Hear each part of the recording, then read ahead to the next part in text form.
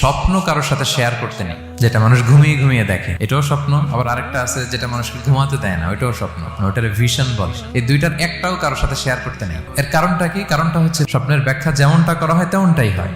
আপনি একটা স্বপ্ন দেখলেন, একজনকে একটা বললেন, সে হুট করে একটা ব্যাখ্যা দিয়ে দিল, ওইটাই হয়ে যাবে। এটা আপনার জন্য ভয়ঙ্কর হয়ে যেতে পারে। এক লোক এসে মুহাম্মদ ইবনে সিরিনকে বলল যে আমি দেখলাম আমার ছেলে পানি খেতে খেতে পেটটা এত বড় হয়ে গেছে।